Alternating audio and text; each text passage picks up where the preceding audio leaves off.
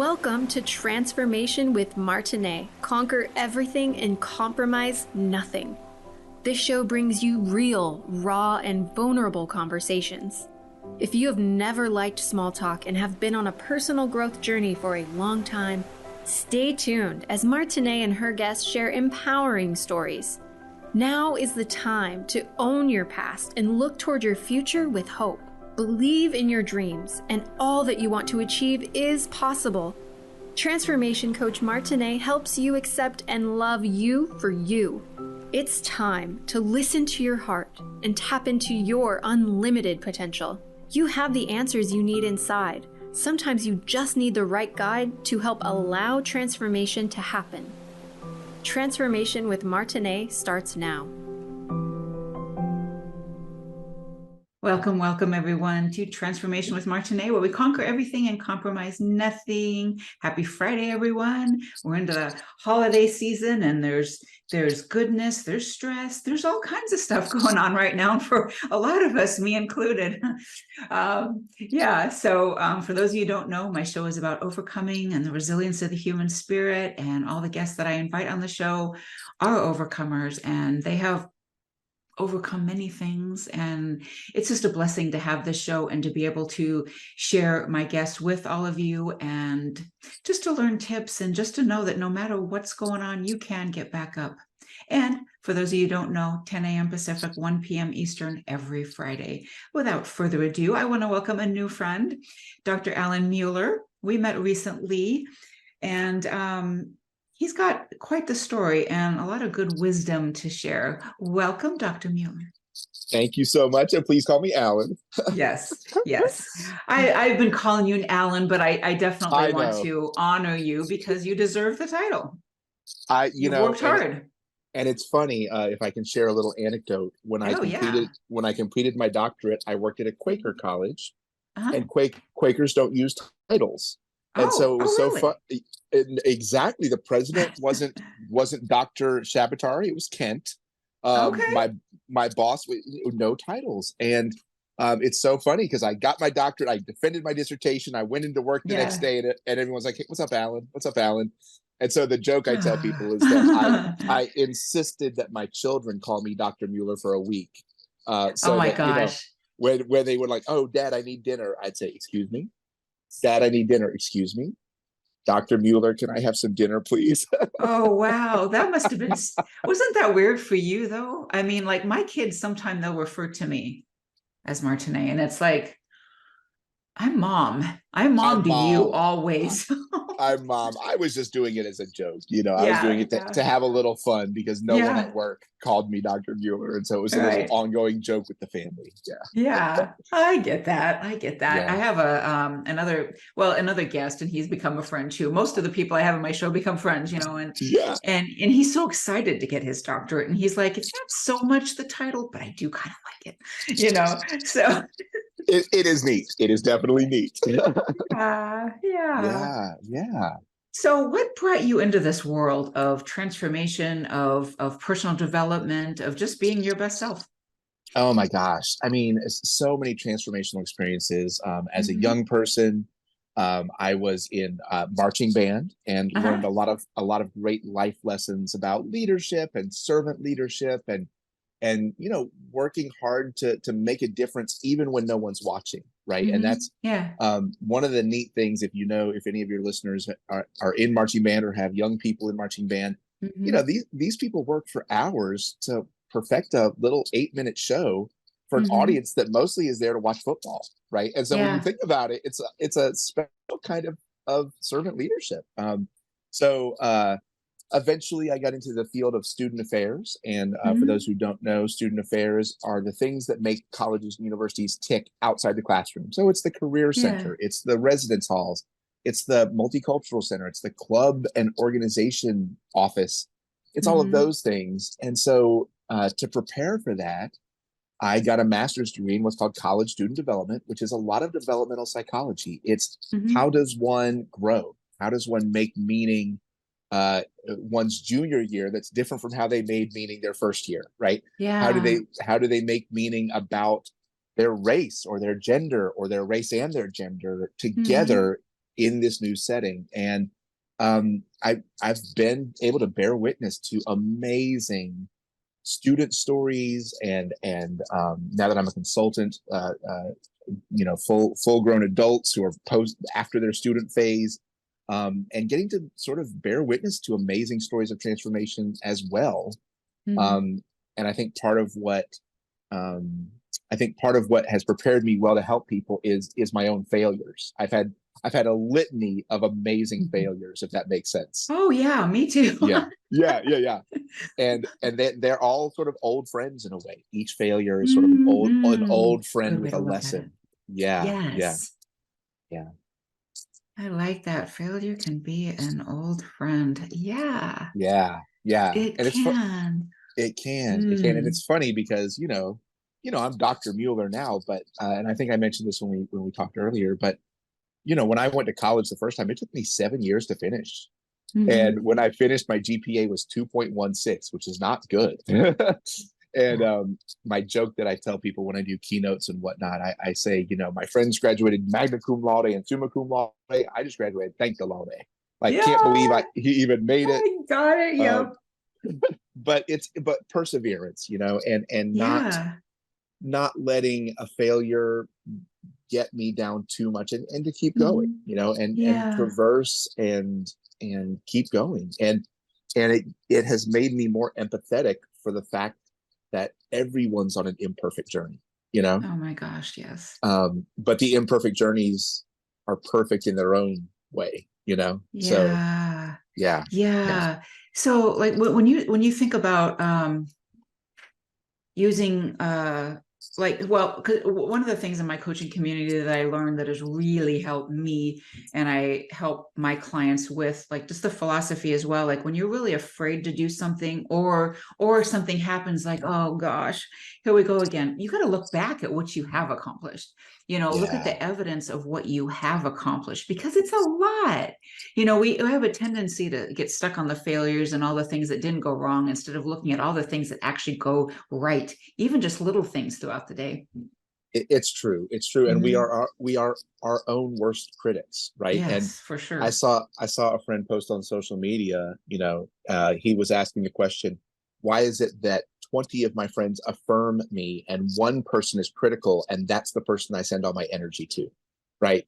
And it's just, it comes from, people pleasing. I mean, I'm a survivor of an abusive household, and many people have navigated trauma, and I think that plays a role, but I mean, I think that oftentimes we're measuring ourselves by our worst critics, instead of measuring ourselves by the everyday differences we make, and the everyday accomplishments. And I got out of bed today, and I got a kid to school, and so like that's a plus, so it is just the fact that we did get out of bed some days, oh my gosh, yes.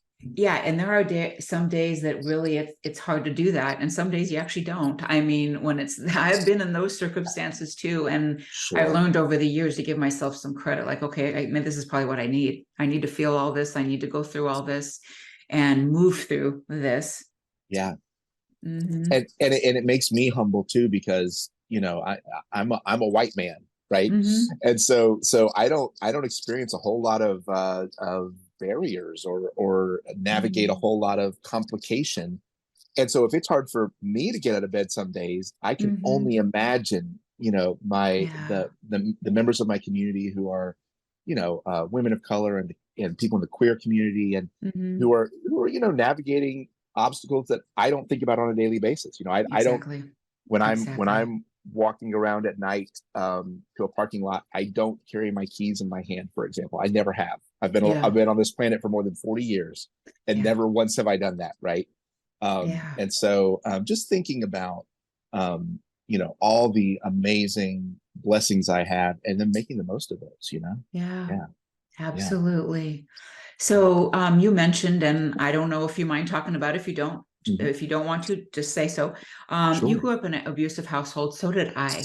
How do you think that played a factor in maybe college was harder for you or whatever? One of the things that in my household, we were big dummies. It was not easy to overcome that. It was rough. It was hard for me to believe in myself or think that I was smart. And I know full well now I'm darn smart. So like, how did you, you went through, you completed school, maybe it took you longer, but were those doubts in there, those things, like, did that play a role in that? I guess is what I'm saying. Yeah, in a way it did, but it's a little different of a way. And so, you know, I was a people pleaser, right? I was the oldest of three children, and when you're navigating abuse, and when you're the oldest, you are a peacemaker and a people pleaser. And so in college, the way that showed up is I got super involved in every club I could join. And got involved in all these neat projects and stuff.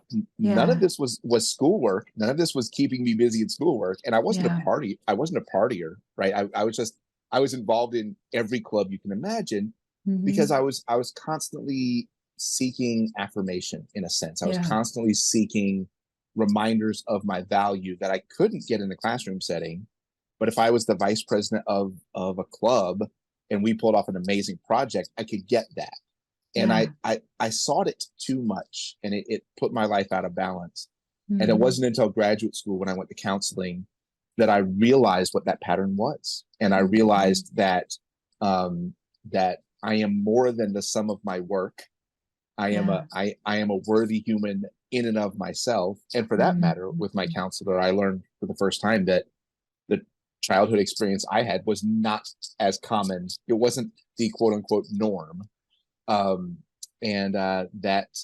got to sort of reclaim some childhood through that process. And and so it manifested in a different way. It was not so much a lack of self-confidence. It was more of a, I'm going to go prove myself in the places I can so that I can get more affirmation to fuel the tank. And I constantly was burning through that fuel in a way that was unhealthy, you know?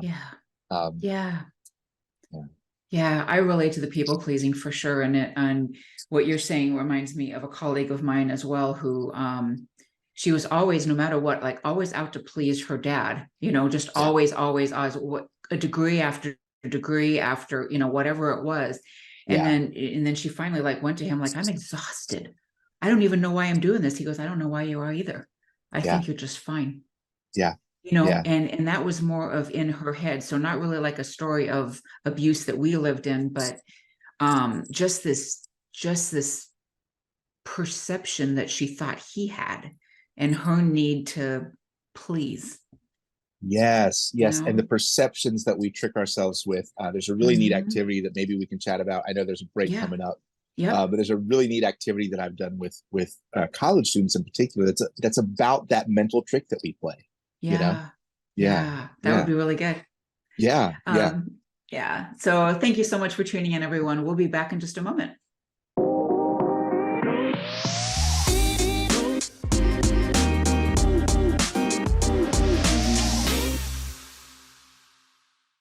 Welcome back, everyone, to Transformation with Martine, where we conquer everything and compromise nothing. My guest today is Dr. Alan Mueller, and we are talking about transformation on every level, and that no matter what you come from, you can get back up. No matter what you want to create, you can. You just have to have the mindset that you don't ever give up and that failure is going to happen.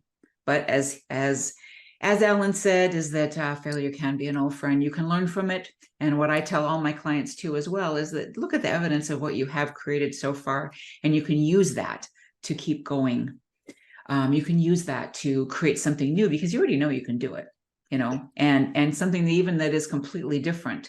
You have evidence that you have made huge strides in all other areas in your life. There's no reason you can't do something else you want to do, especially if it's on your heart and you're being called to it. There's a reason for that. Step into that fear and go for it. So, Alan, we have been talking about, like I just said, moving forward, no matter what's going on. And you work with students, you have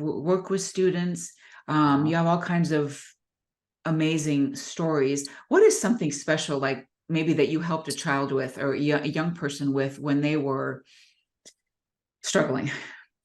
Yeah, I mean, being in student affairs, you have the unique privilege of being what I call company for the journey for these Mm-hmm. students. And Yeah. sometimes it's in the darkest moments of their life, sometimes it's in the brightest moments of their life. And Yeah. college for many students is like it's like a lab for adulting, right? It's like a Yeah. 4-year lab. One of the neat things that I mentioned before the break, we used to do an activity called a string maze. And Mm-hmm. there's such a great takeaway from this. And the premise is that people are blindfolded and following a string maze. And sometimes it's in the woods or in a classroom. And as a facilitator, I would only tell them three important instructions for the string maze. Number one, there's an end. Number two, when you get to the end, you'll know it. And number three, if you need help, raise your hand. And I just tell them this over and over again. There is an end. When you reach the end, you'll know it. If you need help, raise your hand. So they follow the string maze and they're like, is this the end? Is this the end? Is this the end? At some point, one of the students will raise his, her, or their hand and say, I need help. And as soon as they say they need help, I walk up to them and I whisper, take off your blindfold. Congratulations, you've reached the end. And then I take that student and remove them from the maze and I look them square in the eye and I say the three instructions again. Square, and I say, there is an end. When you reach the end, you'll know it. If you need help, raise your hand. Yeah. And as the students eventually raise their hand and when we sit down and process and have a conversation, one thing always comes up. And that is that students are like, well, I didn't want to raise my hand because I didn't want people to feel like I was stupid. I didn't want people to judge me. I didn't want people to think I was not competent. Yeah. And then I say, I understand that feeling. I feel that.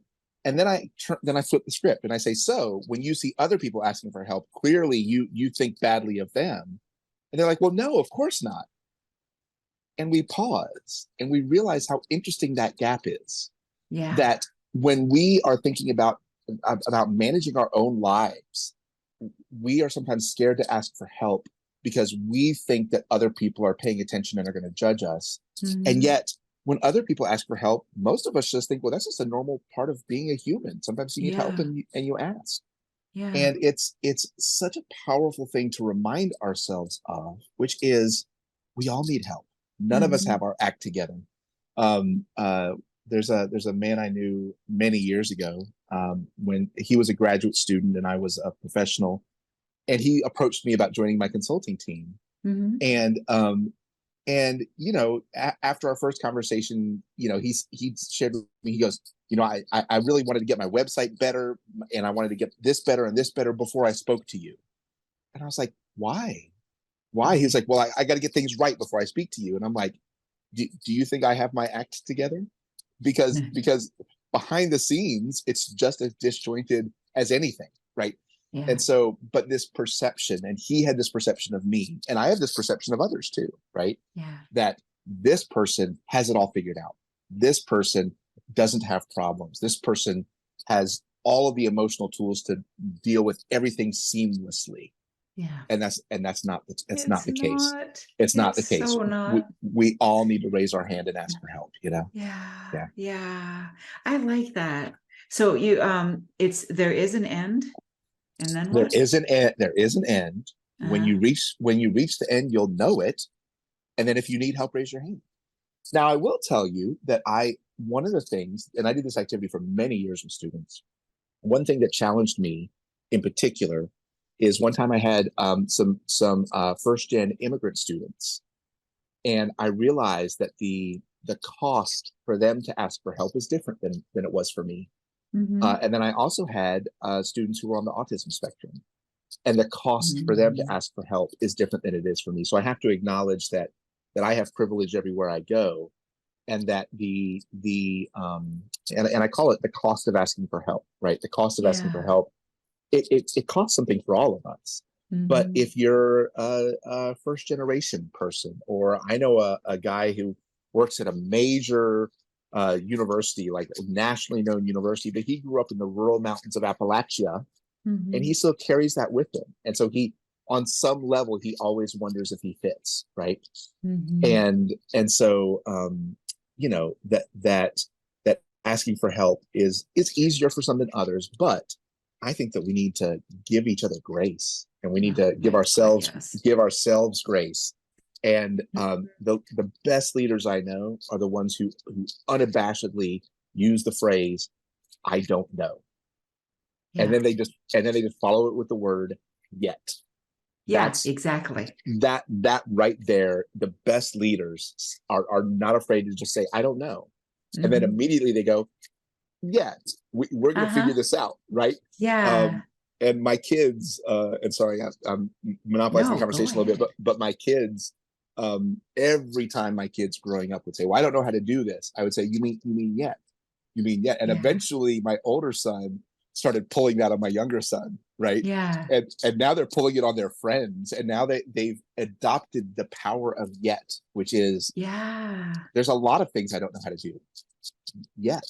So, but there's time. And once upon a time I could not play trombone, and now I can. Once upon a time I could not do improv comedy, and now I can.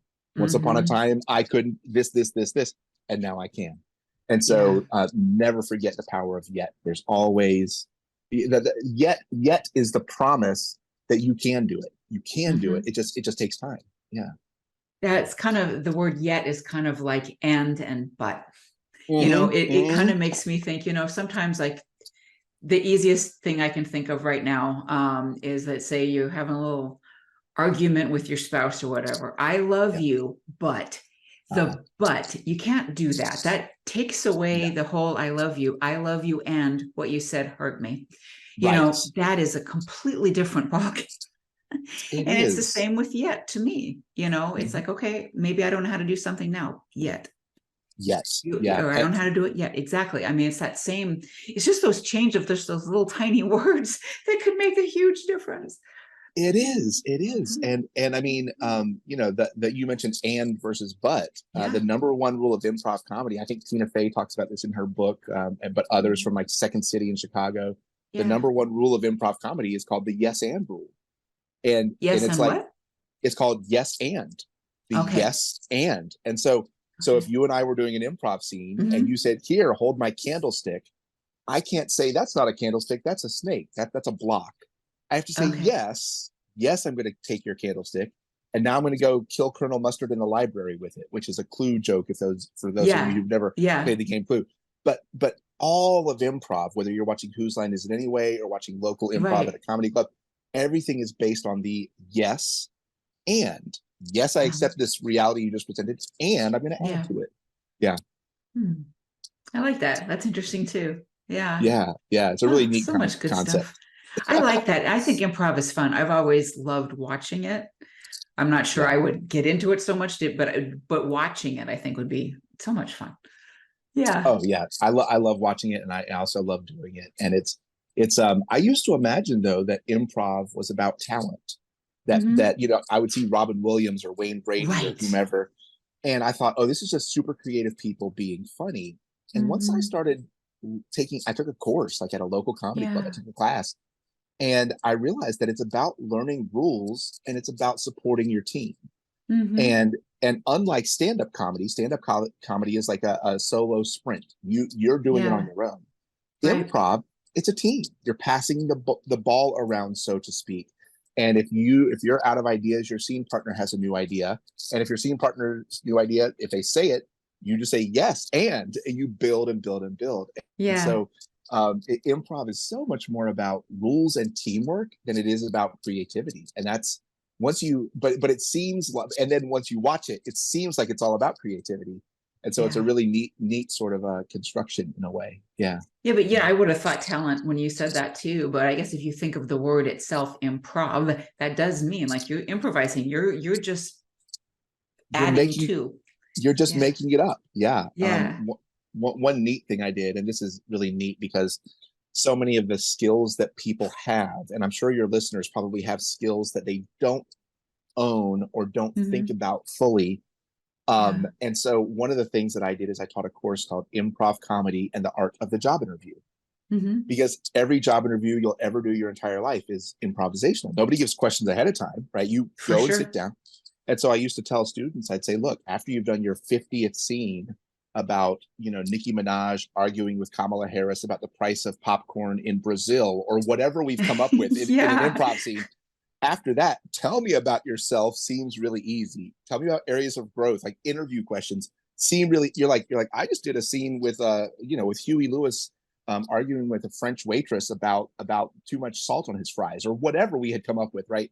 And so it's so much, it's practicing the gymnastics of the mind. And then when you come back to the easier questions, it's like, oh yes, I can tell you about myself in a job interview, and I don't have to do a French accent or pretend I'm a famous musician or whatever. Yeah. And it's liberating to get to kind of practice your mind in that way so that you can then relax better. Yeah. For sure. That's such good advice. Very cool. That's fun. So where can everybody find you before we take our break? AdaptiveChallengeConsulting.com. And you can also find me on LinkedIn. And Adaptive Challenge Consulting, we're coming up on our 10-year anniversary next year. That's excellent. We work with, oh my gosh, K-12 systems, universities, businesses, nonprofits, tech upstarts. And it's all about effective communication and being better leaders and being better listeners and some intercultural competency and some cultural humility along the way. And then also we just have fun. I think people learn better when they're laughing. No doubt. So, 100%. So we're taking doctoral level leadership concepts and communication concepts and turning it into what I call playing with purpose. We do games and activities and interactive simulations, and we laugh and we think and we get deep sometimes so that the lessons stick, Yeah. And they do when you're having fun, They do. Yeah. Because you remember the fun you had. So things just kind of It's amazing how the mind works. I remember nothing I read in 10th grade, and yet I can recite for you every single lyric from Bon Jovi's Slippery When Wet album, which came out when I was in 10th grade. And so because that was fun, and I know every single word to every single song, and I cannot remember a single thing I read in school in 10th grade. Right. And so it's the same principle, right? That we remember jokes, right? More than we remember PowerPoints. Oh, no doubt about it. Yeah. We'll take a short break again, and we'll be back with more stories and tips and whatever else we come up with. You know the way it rolls around here. Thank you, everyone, for tuning in. Be right back.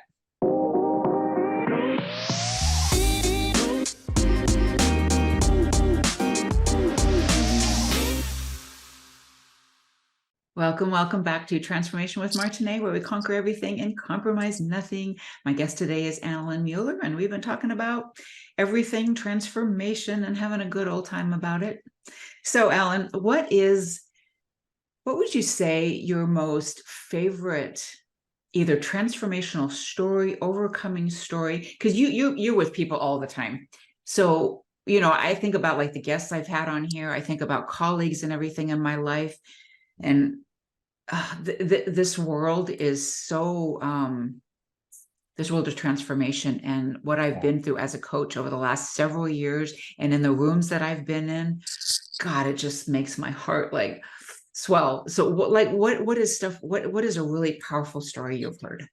Oh my gosh. So I got to bear witness to an amazing woman. Her name's Shirazette Lazita Emery Tinen, but you can find her as Shirazette Tinen. And the real quick backstory, my wife and I were such band nerds that we were in the co-ed band geek fraternity. It's a real thing. And it's called Kappa Kappa Psi. And so if you like marching band and you like to be there at 7 a.m., if you join Kappa Kappa Psi, you can be there at 6 a.m. to help set up the equipment, right? That's so and we met Shirazette through that. She joined our merry band of band nerd fraternity people. Yeah. And Shirazette was a percussionist, and like many percussionists, couldn't read music. And so this is a phenomenon through high school and college. Yeah. And she auditioned to get into the School of Music at our university and got rejected. And then she auditioned a second time and got rejected again. And, time was creeping on. It was coming to be her junior year. That's a little late to get into that major. It means you're going to have to spend extra time there. My wife and I, if we ever left the music building at midnight or 1 a.m, we would see Shirazette there in the practice room, practicing, asking friends, can you help me learn this? Raising her hand, asking for help, so to speak, like our lab, And And maybe about 10 years ago, I was flipping around TV and I picked up the Meredith Vieira show. Some of you may remember Meredith Vieira. She was the host of Who Wants to Be a Millionaire. She was, I think she might have been on The View for a minute. And she had her own, she had her own show. And we looked in the background and she had a house band and the drummer was our friend Shirazette. Oh my gosh. And Shirazette eventually went on to get a master's in jazz composition from Northern Illinois University in Chicago, which is one of the most top jazz composition universities in the country. She has played with Alicia Keys, with Sade, she is probably one of the most well-known prolific Afro-Peruvian drummers in North America now. And we got to see her launch an album. She is an amazing, amazing human and musician. And we remembered her getting rejected from the School of Music and just not giving up and not giving up and not giving up. And I taught a course several years later, and she very generously decided to come visit my class. I asked I have a bunch of different friends who are musicians. I have a friend who used to play for Sarah Bareilles, like when Sarah Bareilles first got popular, he was in her band, and friends who have done all kinds of interesting things. And they all came to my class. The class was called Careers in the Arts. It was for music students and theater students. Every guest I had, the message was, look, talent is something, but never giving up is the thing, right? Just never giving up is that. Making friends with rejection, understanding rejection is part of it, and surrounding yourself with great people and just keep plugging away. And Shirazette brought her drum kit. And oh my gosh, I'm never gonna. And Shirazette's a black woman with these long dreads and just glows. And she did an entire drum solo with no sticks. Oh my gosh! She used her hands on the cymbals, on the drums, on everything, and the passion you could feel from her. My inner womanist and feminist just stood up and applauded, just watching her just bring this visceral thing to my students. And again, she's playing with Grammy award winning folks and doing all this amazing stuff. And we knew her when she was being told by a small regional university, no, you're not good enough for this. Right.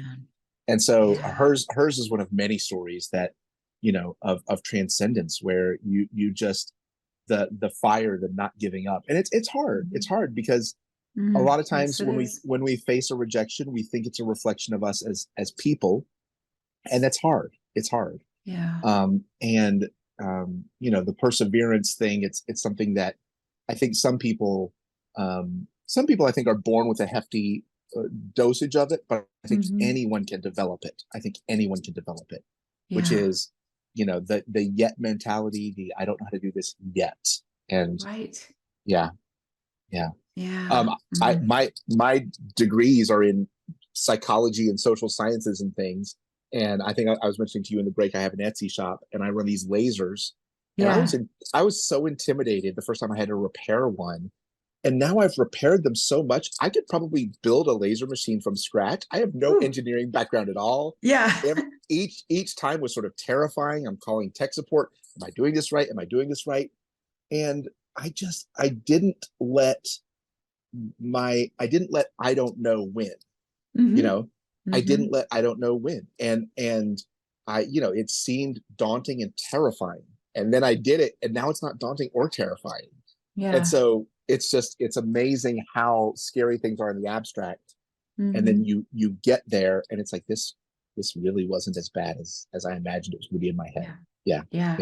And I think that's always the case too, even just the things that we worry about.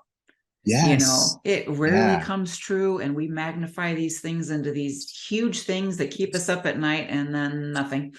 Oh my gosh. The art of letting go is challenging, but but I mean, like you said, look at what you have accomplished. When my younger son was during the pandemic, both of my kids had to do virtual school for a while. And my younger son struggled, and there would be times when he'd be in a virtual class and he'd be crying, And, he's like, I have this project. And I think it was like 6th grade or 7th grade. And he's like, I have this project and I don't know. I don't understand it. And then he would do the project. He would finally get around to doing it. Like the description was the teacher would say, you have to do this, this, this. So overwhelming. He would do it. And then I would say, well, how was it? And he was like, oh, it was okay. And I'm like, okay, I want you to write yourself a sticky note. I want you to write your future self a sticky note. Yeah. About how scary that was. And then how it was afterwards. And he did that. He did that. And it made a difference because it increased his capacity to self-soothe and self-project that it's going to be okay. That's excellent teaching, because your younger son is what, 14, or is he younger? He's about to be, he just turned 15. Yeah. Okay. Yeah, I think that's really great. And I try to instill a lot of these things, and my kids are older, but sometimes it's like it's received, sometimes it's not. But I think when younger, they receive it a little bit better. At least things seem to, well, with my children, when they were younger, they would accept things a little bit more than they do now. But at the same time, I also realize it's their path, and mom can give a few things, but it's usually better coming from someone else. Right. Yeah. I'll tell you one thing, and I don't know, some of your listeners, I don't know if there are any parents in the audience, but I'll tell you, okay, great. My wife, who's a counselor, school counselor. So her expertise is sort of the kindergarten through 8th grade, and mine is more like the adolescent and young adults. Yeah. But she introduced us to this system called Love and Logic for parenting. Yeah. And oh my goodness, early on, this book helped us understand that we weren't raising children. We were raising future adults. Yes. And I heard, I think Michelle Obama, I think, said this in an NPR article, episode recently. And I was like, oh my gosh, I wish I had trademarked it or something. But just the idea that, we're there to coach and advise. We coach, we advise. And the Love and Logic thing, if there are any parents listening, I was skeptical at first. And knock on wood, I made it through with my older son 19 years, and I've never had a temper tantrum ever. And overwhelmingly, when he needs advice on emotional intelligence, interpersonal things, he picks up the phone and calls us. But he also doesn't expect us to fix the problems, which is amazing. It's amazing. For sure. They have no expectation we're going to fix anything, but they do have an expectation that we're going to love them and that we're going to coach them. And that's my greatest hope, Yeah. And to listen. You're going to listen to them. And to, oh my gosh, and to listen. Yes. Show that empathy. Make sure that not only are you listening, but you make them feel heard, right? Two slightly different skill sets, right? Yes.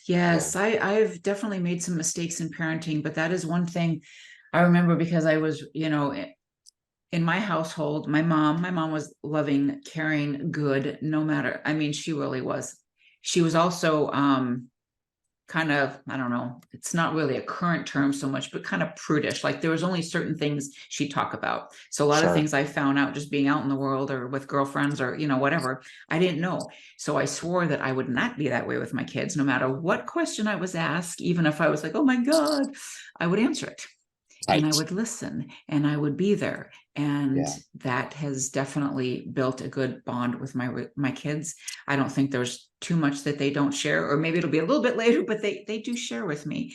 And I'm grateful for that, for establishing that relationship, that no matter what, I'm here, even if I'm not here to solve it, but I am definitely here to listen and be there for you. And I will do whatever I can to help you. Yeah. I tell you, listening is the most valuable thing that we are missing as a society. Listening is so important in leadership, in relationships. Listening is fundamental. Absolutely. Yeah. We are going to take a final break before our final thoughts, and we'll be right back. See you in a minute.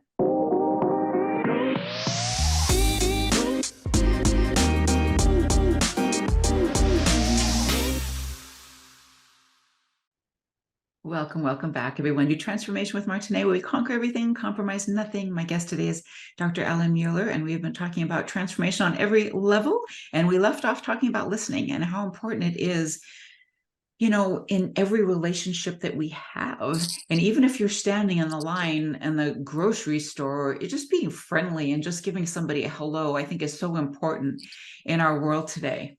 So on break, we were talking a little bit about introverts and extroverts and listening in that manner as well. I am a complete introvert, but I geek out and I can be very vocal in a room if it's a topic that I'm just about. So what do you think, Alan?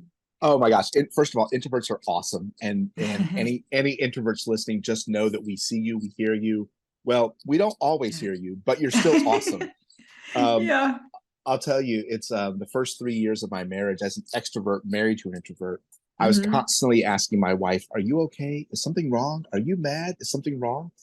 Because I associated silence with problems, but that's not the reality. Right.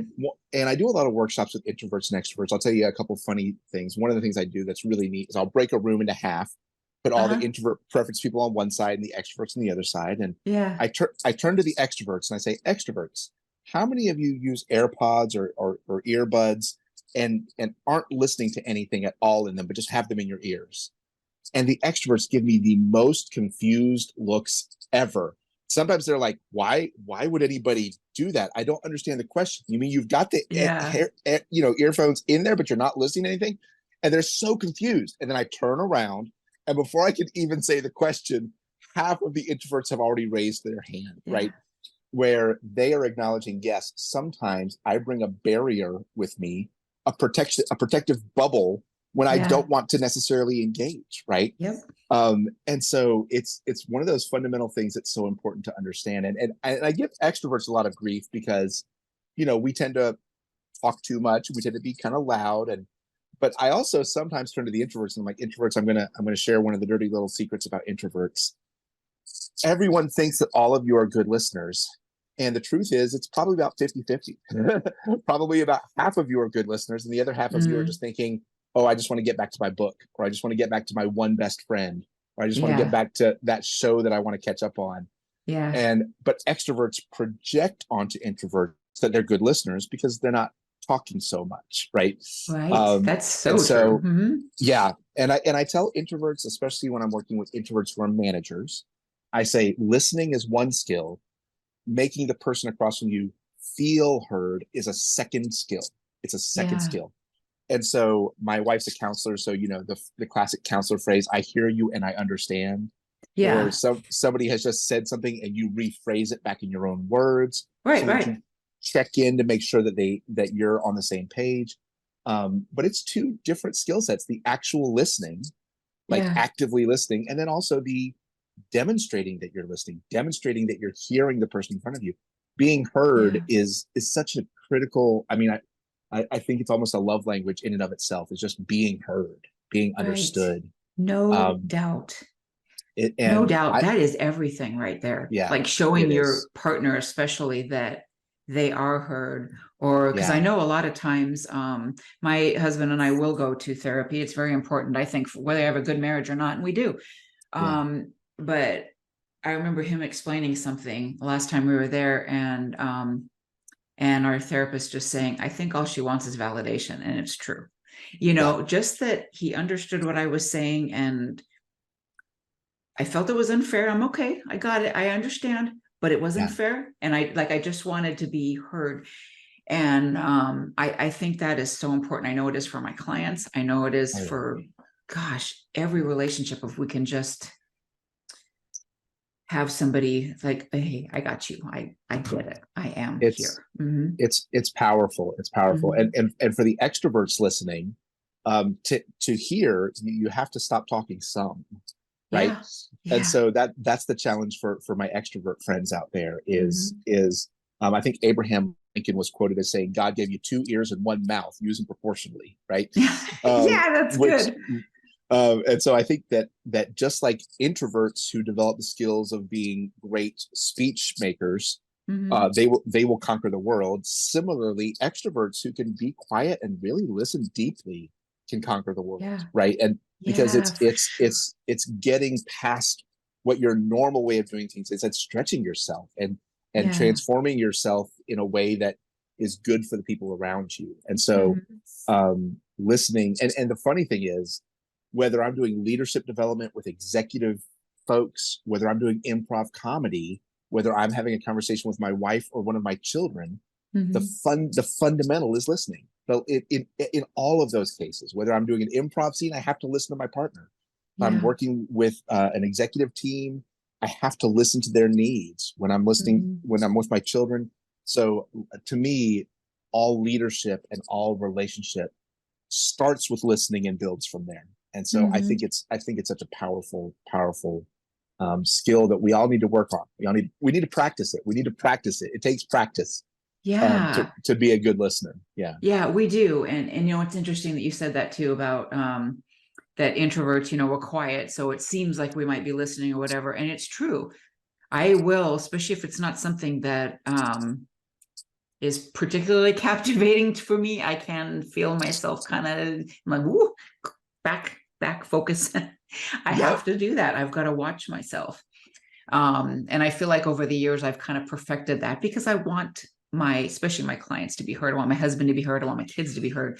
So I work on it a lot, but that's definitely something that can happen. And I think just in today's world, right? Just all this tech, all these things going on, that it's hard not to be distracted and keep that focus. And be present. Yeah. And I mean, you know, I used to take students on retreats, and you know, we would get to a cabin in the woods, and I would say, okay, hey, everybody has 10 minutes to get on your phone and text and call loved ones. And then we're going to put our phones on the mantle. And then 2 mornings from now, we're going to pick our phones back up. And you would see the blood drain from their face. They're like, what? Wait, what? Wait, what? And I'm like, I have a phone, and the people at the college know where we are. And if there's an emergency, and then sometimes I would get all funny and snarky, and I'd be like, over here in the kitchen, we have this artifact called a landline. And so if there's an emergency, we can press buttons on it and call, you know. And so, but I mean, the idea of you know, disconnecting, and for me, meditation is part of it. For me, walking is part of it. And sometimes I walk and I'm on my phone, and sometimes I walk and I'm not. And those second kinds of walks are way better. They're way better. Oh, because I agree. I'm present. You know, I think the Japanese there's something called forest bathing. I don't know if you've heard of this, but or nature bathing. Which is not bathing. It's just being in nature away from tech for a little bit. And it's powerful. It's very powerful. On that, and we're going to close in just a moment, but on that note, you know, just the whole thing about a lot of times, and being the introvert, I do have my headphones in sometime with not a thing going on. It is true. But I will often, my coach said for a while, he just started putting like classical music or something, just so he could actually honor his body and his mind by listening to it instead of everything else. And I've kind of adopted that as well. Like, I'll either have nothing on, or I will listen to something that is going to keep me in tune with myself. So, I think that's very powerful. So your coach is very wise. He is. We're going to end the show in a second here, but again, where can everybody find you? And I'm so privileged to have you here, and I honor you, and thank you so much for being here. Thank you. AdaptiveChallengeConsulting.com. You can also find Adaptive Challenge Consulting on Facebook, on Instagram, and also Alan Mueller. You can just find me on Instagram, I'm sorry, not Instagram. I'm sorry, LinkedIn. My consulting business is on Instagram, Facebook, and the web. But you can also find me on LinkedIn, Alan, Alan, and Mueller, just like the spaghetti in the grocery store. And so I'm easy to find and connect with. But I love having these conversations. And Martine, this has been a joy. And so thank you so much for having me. Thank you for being here. This has been fun. It's been energizing. And I was a little tired before we started. Now I feel pretty good. Thank you. Take care. Thank you, everyone, for tuning in. See you next Friday, 10 a.m. Pacific, 1 p.m. Eastern. Have a wonderful day. Thank you for tuning in to Transformation with Martine. Real, raw, and vulnerable conversations. Listen or watch live every Friday at 10 a.m. Pacific, 1 p.m. Eastern on TransformationTalkRadio.com as Martine and her guests have deep, meaningful conversations, sharing empowering stories. Step into your passions and lead with your heart. If you are ready to accept and love you for you, Visit martineemmons.com and start allowing transformation to happen today.